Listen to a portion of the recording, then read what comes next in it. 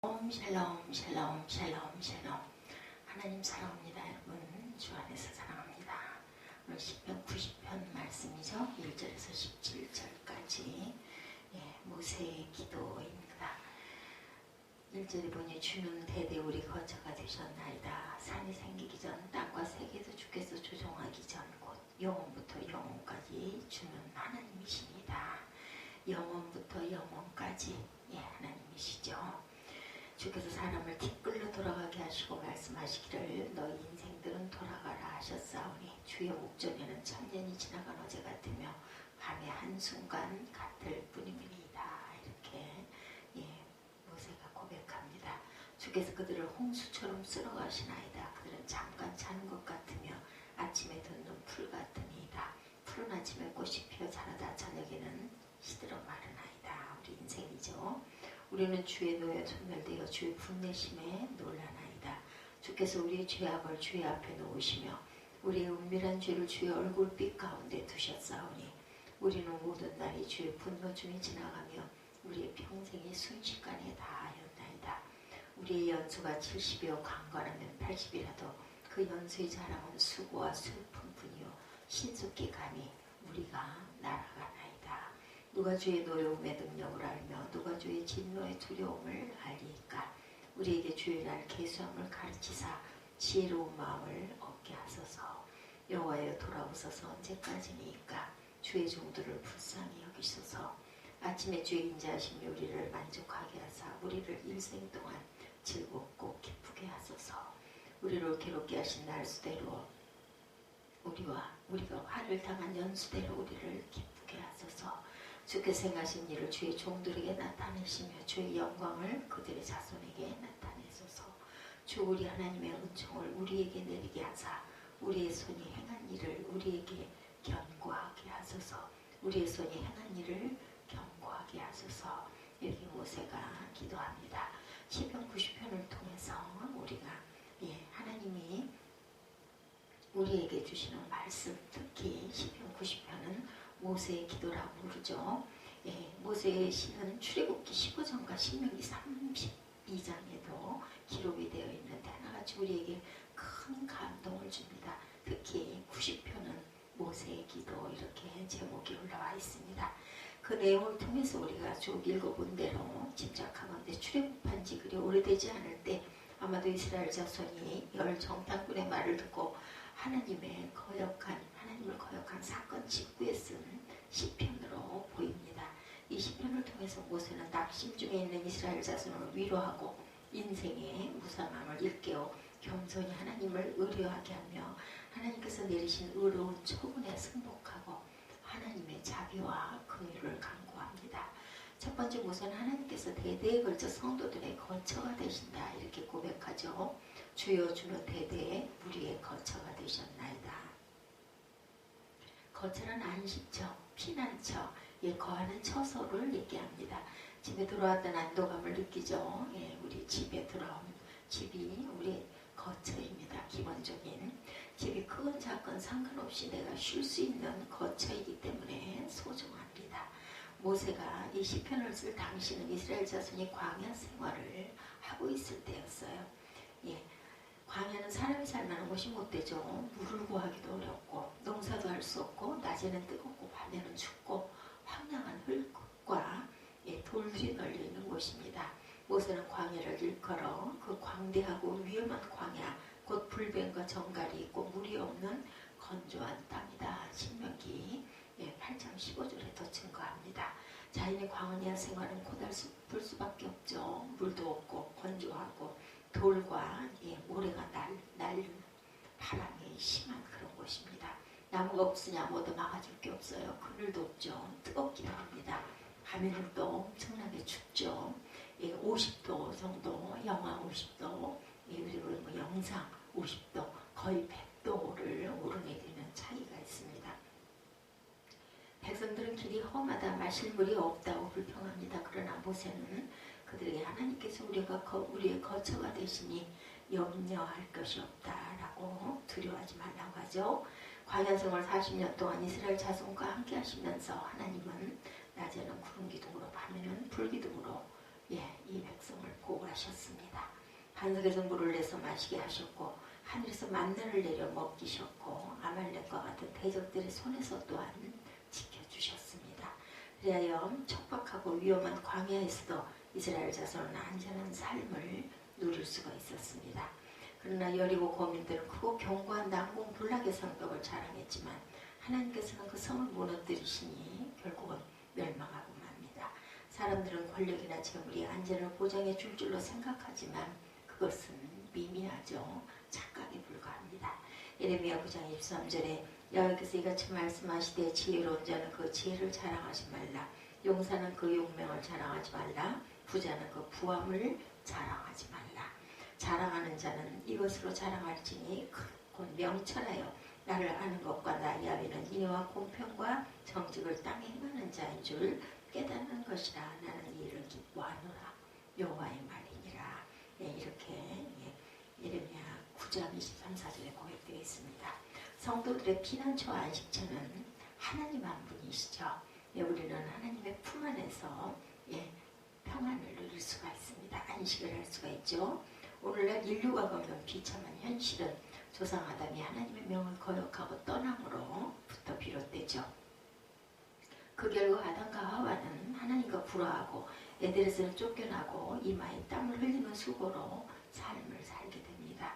죄와 더불어 저주와 사망이 이 세상에 임했죠. 탕자의 비유를 보면 그가 겪은 불행의 원인이 무엇인지를 말해줍니다. 그것은 그가 아버지의 집을 떠난 것이죠. 이 아들은 아버지를 졸라 자기 상속분을 받아가지고 먼 나라로 가서 한동안 방종한 생활을 즐겼어요.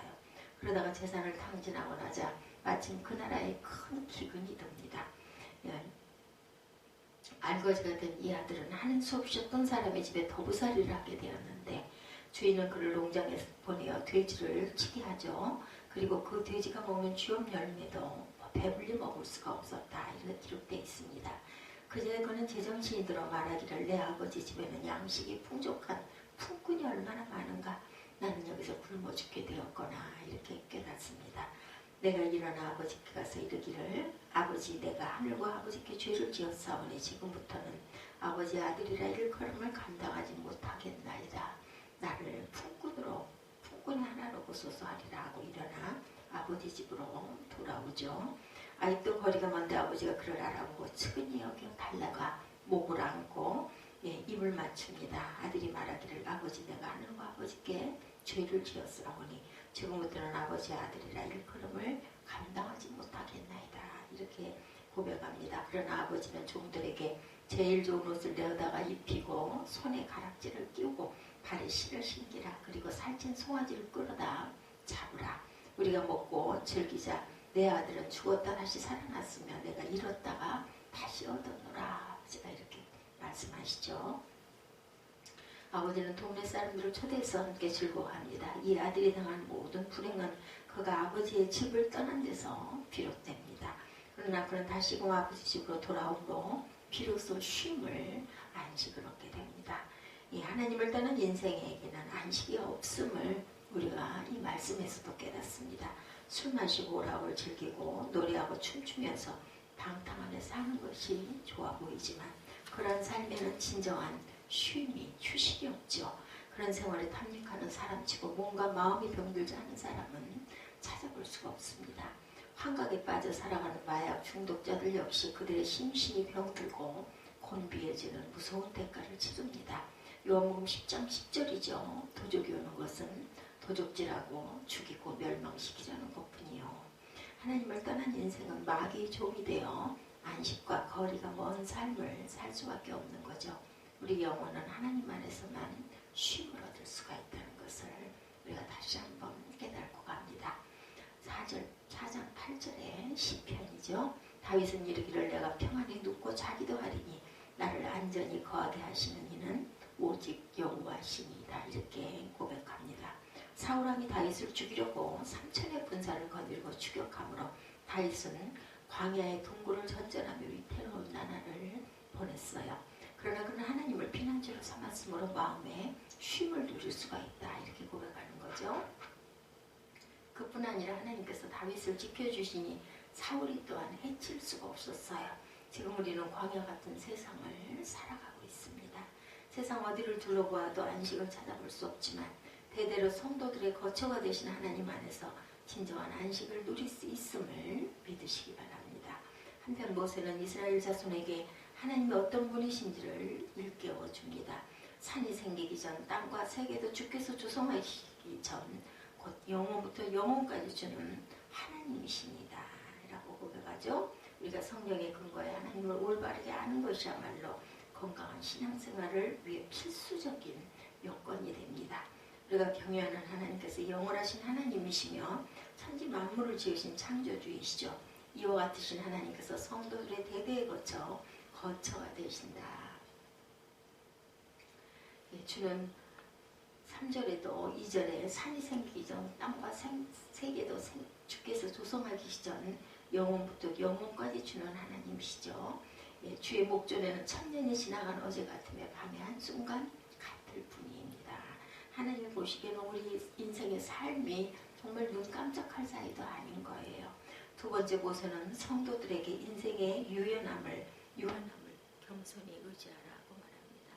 주께서 사람을 티끌로 돌아가게 하시고 말씀하시기를 너희 인생들은 돌아가라 하셨사오니 주의 목전에는 천년이 지나간 어제 같으며 밤의 한 경정뿐임을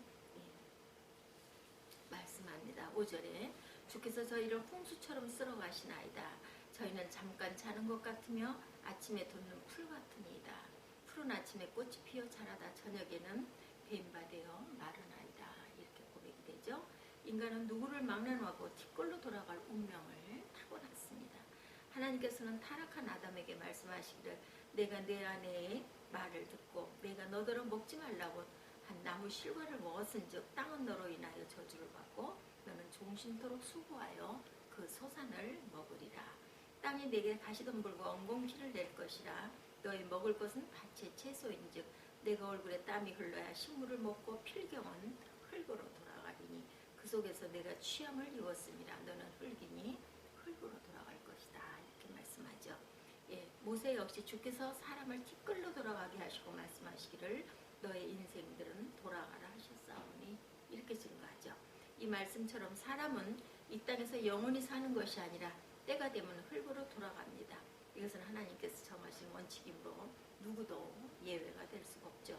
권력자도 부자도 가난한 자도 배운 자도 무식한 자도 죽음 앞에서는 차별이 없습니다. 죽고 나서 장례를 어떻게 치르든 묘지를 어떻게 꾸미든 얼마나 성대하게 추모식을 거행하든 그런 것은 산자들을 위해 필요할 뿐이죠. 죽은 자에게는 아무 소용이 없습니다. 우리는 인생이 유한하고 무성한 것을 알아야 되겠죠. 피천득 선생님이 봄이라는 수필에서 말하기를 인생은 40부터라는 말은 인생은 40까지라는 말이다.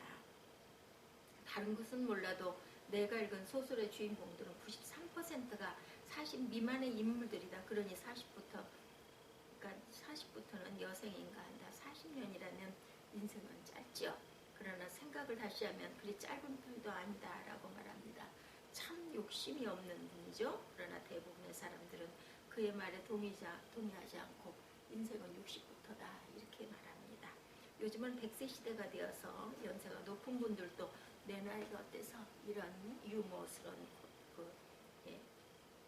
조크를 합니다.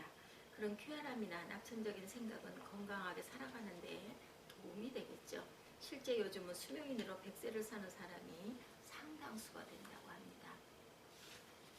그러나 아무리 장수하는 사람도 결국은 돌아갈 수밖에 없죠. 더구나 영혼에 비할 때 인간의 수명은 한순간에 불과합니다. 모세는 영원하신 하나님과 유한한 수명을 사는 인간을 비교합니다. 주 앞에서는 천년도 지나가는 어제와 같고 밤의 한순간과도 같죠. 주께서 생명을 거두어 가시면 인생은 한순간의 꿈일 뿐이고 아침에 뜨는 한 포기의 풀과 같을 따름입니다. 한여름에 왕성하게 자라는 풀이 처서가 지나면 성장을 멈춥니다. 가을이 되면 시들고 말라버리죠. 무더운 여름철이 언제 지나가나 걱정했는데 벌써 입추, 말복 다 지나고 이제 또 한겨울 또 신년이 바로 내일입니다. 오늘이 송구영신이죠. 늦더위가 기다려 있더라도 잠시만 지나간다는 것을 우리는 다 압니다. 겨울철이 와서 바람이 불고 얼음이 얼어도 얼마 안 있어 또 새싹이 돋는 봄이 어김없이 다가올 것이라는 것을 우리는 압니다. 앞으로 한 두세 달만 있으면 또다시 푸릇푸릇한 그러한 버들가지에 물이 오르는 그런 때가 또 옵니다. 젊음을 만끽하던 시절이 어제 같은데 벌써 귀밀머리가 하얗게 되는 인생들이죠. 베드로전서 1장 24절에 인간이 누리는 부귀영화도 마찬가지죠. 모든 육체는 풀과 같고 그 모든 영광은 풀의 꽃과 같으니 풀은 마르고 꽃은 떨어진다 이렇게 외쳐갑니다. 인간은 이 땅에서 많은 일을 하면서 희로의 극락을 경험하는 것 같지만 때가 되면 홍수에 쓸려가듯이 흔적도 없이 사라지고 말죠. 그뿐 아니라 우리 인생은 하나님의 진노 아래 또한 놓여 있습니다. 그 이유는 우리의 죄 때문이죠. 인생의 모든 불행은 죄가 원인입니다. 아무리 자기의 결백을 자고하는 사람이라도 거룩하신 하나님의 눈앞에서는 추한 죄인에 불과합니다. 하나님께서는 죄를 묵과하지 않으시므로 죄인은 하나님의 진노를 피할 수가 없습니다. 그 결과 우리의 모든 날이 주의 분노 중에 지나갑니다. 라고 고백할 수밖에 없죠. 지금 세계 곳곳에 일어나는 비참한 일들은 대부분이 인간의 사악함과 어리석음 때문에 기인함을 부인할 수가 없습니다. 전쟁과 테러, 환경오염, 지구온난화, 노동착취, 인신매매, 인권유린, 살인, 폭력, 가난, 질병 등 인간이 저지른 악행은 끊임이 없습니다. 이러고도 하나님의 진노를 피할 수가 있겠는가? 인생은 하나님의 진노 아래 있으므로 갈수록 수고와 슬픔을 더할 뿐이죠. 그러기에 모세는 우리의 연수가 70이요 강건하면 80이라도 그 연수의 자랑은 수고와 슬픔뿐이요 신속해가니 우리가 날아가니다 이렇게 말합니다. 인명재천이라는 말이 있듯이 인간의 목숨은 하나님께 달려있죠. 하나님께서는 인간 수명의 한계를 정하셨는데 모세는 우리의 연수가 70이요 강건하면 80이라고 합니다. 더러 90도 살고 100수도 하지만 대부분이 70에서 80에 해당한다. 나이가 들어서도 의욕을 갖고 사는 것은 좋지만 이 땅에서 언제까지나 살 줄로 생각하는 것은 우리가 삼가해야 합니다. 그것은 지혜롭지 못하죠. 그러므로 모세는 우리에게 우리날 계수함을 가르치셔서 지혜의 마음을 알게 하소서라고 기도합니다. 예일대학에 재학 중이던 풋볼 선수가 있었는데 그는 올 아메리칸 풋볼의 멤버로 건강한 최고의 장래가 촉망되던 선수였으나 어느 날 암에 걸렸다는 의사의 진단을 받게 됩니다. 의사는 앞으로 3-4개월밖에 더 살 수 없다고 아직 청천벽력 같은 판정을 내립니다. 앞날이 구말리 되는 줄 알았던 이 젊은이는 너무나 뜻밖의 사태에 당황해서 어쩔 줄을 몰랐죠. 하루는 문병원 친구에게 이렇게 말합니다. 짐이 이렇게 빨리 끝날 줄 알았다면 좀 달리 살았을 거야. 이렇게 빨리 끝날 줄 알았다면 이렇게 후회합니다. 우리는 20대의 청년이 이렇게 빨리 끝날 줄 몰랐다고 말하는 것이 충분히 이해가 가겠죠. 그 나이에는 인생의 마무리를 생각할 때가 아니고 창창한 미래를 꿈꿀 때였죠. 그러나 청춘의 때가 지나서도 자기의 남은 날이 얼마나 될지 헤아려보지 않는다면 어리석다고 안 할 수가 없습니다.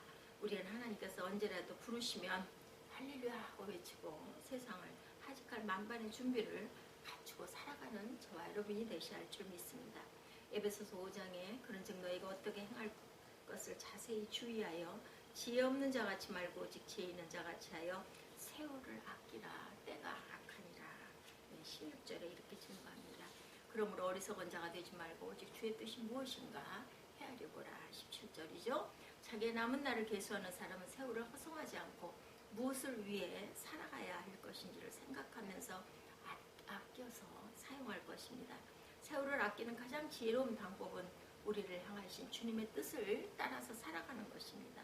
얼마 전 수원에 어느 권사님 댁을 신방했을 때 연세가 94이 돼서 거동이 불편하신데 얼마나 반가워하시는지 다행히 아직 잘 들으시고 의사 표현에도 지장이 없으셨어요. 그분은 작년까지만 해도 구역장 세미나에 참석해서 전도 3등상을 받으셨다고 합니다. 연세가 높고 허리가 아프니까 복대를 하고 전도를 하러 다니셨다고 그래요. 지금 거동이 어려워 주일 예배만 겨우 참석하시지만 1-2년 전만 해도 주일 일부 권사 성가대원으로 또한 봉사도 하셨습니다. 그 권사님이야말로 정말 인생을 잘 사신 분이라 이런 감동이 들더라고요. 그 이유는 복음을 전파하라는 주의 뜻을 충실히 실천하면서 사셨기 때문이겠죠. 인생 7, 80년이 짧지 않은 세월인 것이 분명하지만 지나고 보면 모세의 말처럼 우리의 평생이 일순간에 지나간다라는 겁니다. 신속해가니 우리도 날아가나이다라고 고백하지 않을 수가 없겠죠. 더구나 잠도 충분히 자지 못하고 바쁘게 살아왔지만 정작 내놓을 것이 없다 이렇게 고백하지 않을 수가 없습니다. 그렇다 하더라도 우리는 실망하지 말아야 할 것은 하나님께서 우리에게 요구하시는 것이 무슨 큰 일을 이루는 것이 아니라 겸손히 하나님을 경외하고 그 계명을 지키며 살아가는 것이라는 것이에요. 우리가 뭐 해봐야 뭘 얼마나 하겠습니까? 솔로몬은 평생에 걸쳐 기념비적인 업적이 수없이 이루었으나 노년에 이르러 헛되고 헛되며 헛되고 헛되니 모든 것이 헛되도다 이렇게 전도서에 고백합니다. 그 전도서의 결론으로 일의 결국을 들었으니 하나님을 경외하고 그의 명령을 지킬지어다. 이것이 모든 사람의 본분이다. 전도서 12장 13절 말씀이죠. 세 번째 모세는 하나님께 진노를 거두시고 긍휼을 베풀어 달라고 기도합니다. 열정당군 사건으로 인해 하나님께서 크게 진노하셔서 불신앙의 보고를 해서 백성을 범죄케 만든 열정탐꾼을 죽이셨고 20세 이상으로 계수된 자들은 갈렙과 여호수아를 제외하고는 약속의 땅에 들어가지 못하게 모두 40년을 광야에서 방황하다 죽은 것입니다. 이 같은 하나님의 뜻을 전해 들었을 때 백성들은 낙심하고 슬퍼하죠. 사실인즉 이스라엘 자손이 40년 동안 광야에서 방황하게 된 책임은 전적으로 이스라엘 자손에게 있었습니다. 그러나 모세는 하나님 배에 엎드려 여호와에 돌아오소서 언제까지니까 주의 종들을 긍휼히 여기소서라고 기도합니다. 이는 하나님께 이스라엘 자손과 화해해 주시기를 요청하죠. 모세는 백성을 대신해서 이렇게 하나님의 긍휼을 구합니다. 아침에 주의 인자로 우리를 만족케 하사 우리 평생에 즐겁고 기쁘게 하소서. 우리를 공복케 하신 날수대로 우리의 화를 당한 연수대로 기쁘게 하소서. 주의 행사를 주의 종들에게 나타내시며 주의 영광을 저희 자손에게 나타내소서. 주 우리 하나님의 은총을 우리에게 임하게 하사 우리 손의 행사를 우리에게 경고케 하소서. 우리의 행사를 경고케 하소서. 17절에 이렇게 고백합니다. 우리의 범죄로 인해 슬픔과 고난을 당하지만 하나님께서는 자비하소서. 우리가 겸비하게 되어 죄를 회개하며 다시금 사죄의 은총을 베풀어 주시고 상한 마음과 생활을 치료하시고 평강을 내려주신다고 약속하시죠. 다윗은 시편 103편에 하나님의 긍휼을 노래합니다. 8절부터 보면 여호와는 자비로우시며 은혜로우시며 노하기를 더디하시며 인자하심이 풍부하시도다. 항상 경책지 아니하시며 노를 영원히 품지 아니하시리로다. 우리의 죄를 따라 처체하지 아니하시며 우리의 죄악을 따라 갚지 아니하셨으니 이는 하늘의 땅에서 높음같이 그를 경외하는 자에게 그 인자하심이 크심이로다. 도미서에서 먼 곳까지 우리 죄가를 우리에서 멀리 옮기셨으며 아비가 자식을 불쌍히 여긴같이 여호와께서 자기를 경외하는 자를 불쌍히 여기시나니 이는 저가 우리의 체질을 아시며 우리가 진토임을 기억하시니로다. 성도들은 하나부터 열까지 하나님의 은혜를 의지해서 살아야 할 것입니다. 허물과 죄를 범했을지라도 또다시 하나님께 엎드려 긍휼을 구하면 용서하시고 새롭게 하시는 은혜를 내려주시기 때문이죠. 만물보다 거짓되고 심히 부패한 것은 인간의 마음입니다. 인간의 결심은 작심삼일에 불과하고 또다시 죄를 짓습니다. 그러므로 우리는 인간적인 결실이 아니라 하나님의 긍휼을 항상 구해야 합니다. 녹슬고 깨어진 녹그릇을 용광로에 넣어 녹여 새 그릇을 만드는 것처럼 하나님께서 우리 심령을 새롭게 만들어 주셔야 새 사람이 될 수가 있겠죠. 그런즉 누구든지 그리스도 안에 있으면 새로운 피조물이라 이전 것은 지나갔으니 보라 새 것이 되었도다. 고린도후서 5장 7절입니다. 우리가 하나님의 은혜를 입어 새 사람이 될 때 하나님께서 우리가 고난당했던 날수대로 즐거움과 기쁨을 누리게 하신다. 우리가 하나님의 은혜를 항상 감사해야 되겠죠. 우리 손의 행사를 경고케 해주신 하나님, 모든 것이 합력하여 선을 이루게 해주시는 하나님입니다. 우리도 모세처럼 아무리 불리하고 암담한 상황 속에서도 소망을 붙잡고 하나님께 간구할 때 하나님께서 마음을 돌이키시고 긍휼의 손을 내밀어 주십니다. 우리 인생은 끝없이 반복되는 것이 아니라 단 한 번 주어진 것이죠. 흘러간 강물을 되돌릴 수 없듯이 한 번 흘러간 시간은 되찾을 수가 없습니다. 그런 만큼 우리는 각자에게 주어진 날들을 소중히 여겨 허송하는 일이 없어야겠습니다. 하나님을 우리의 영원한 처소로 삼음으로 안식과 쉼을 누리고 인생의 유한함과 무상함을 알고 겸손히 하나님을 의지하고 범죄하고 실수했을지라도 다시금 하나님께 간구하여 긍휼을 회복해야 할 줄로 믿습니다. 모세와 함께 하시고 그의 기도를 들어주셨던 하나님께서 저와 여러분들에게 함께 하시고 모든 기도에 복된 응답을 주시기를 2019년 다시 돌아오지 않죠. 마지막 날 12월 31일 모세의 기도를 통해서 우리가 기도하시는 저와 여러분 귀한 하루 2019년 마지막 날 되시기를 주님의 이름으로 축복합니다. 기도하시겠습니다.